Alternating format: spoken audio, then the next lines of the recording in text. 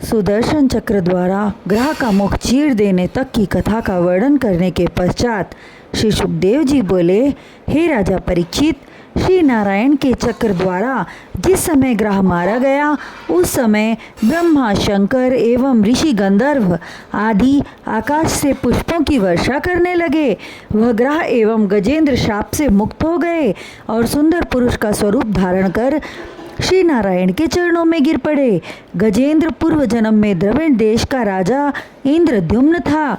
एक बार वे स्नान आदि कार्य से निवृत्त होकर बैठे थे। उसी समय अगस्त्य मुनि का वहां आगमन हुआ, किंतु उन्हें अनदेखा करके राजा इंद्रद्युम्न मतवाले हाथी के समान बैठा रहा और अतिथि सत्कार न किया। यह देखकर अगस्त्य मुनि अत्यंत क्रोध में होकर श्राप देते हुए बोले, हे राजन, तू अभिमान के वश में होकर मतवाले हाथी के समान बैठा है और ब्राह्मणों का अपमान कर रहा है, अतः तू हाथी की योनि में जन्म ले।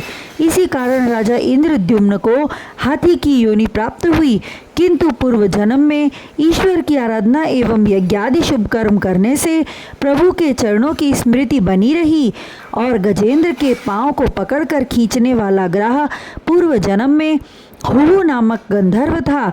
एक बार वह अपनी स्त्रियों सहित विमान में बैठकर विहार कर रहा था।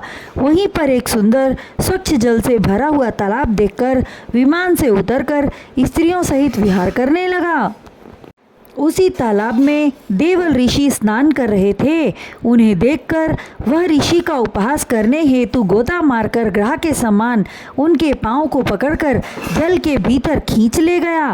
फिर कुछ समय बाद उनके पांव को छोड़कर अपनी स्त्रियों सहित तालाब से बाहर निकलकर हंसने लगा।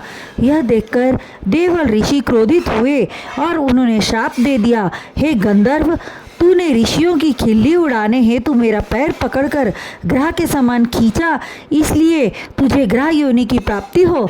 ऋषि द्वारा श्राप पाकर हुहु गंधर्व की सारी हंसी उड़ गई और तुरंत ऋषि देवल के चरणों में गिर पड़ा तथा अनुनय विनय करता हुआ बोला, हे महात्मन, आप ऋषि जनों का स्वभाव क्षमाशील होता है। अज्ञानवश मैंने आपका उपहास किया, जिसका फल मुझे प्राप्त हुआ। हे ऋषिराज, मेरा उद्धार कब तक होगा? तब देवल ऋषि बोले, हे गंधर्व, तूने अपने कर्म का प्रायश्चित किया, इसलिए तेरे उद्धार का समय बतलाता हूँ। तू 1000 वर्ष तक ग्रह की योनि में रहकर श्राप का दंड भोगेगा। तत्पश्चात एक दिन गजेंद्र के पांव पकड़ेगा, तब तीनों लोगों के पालनहार श्री नारायण तुझे अपने चक्र से मारकर तेरा उद्धार करेंगे।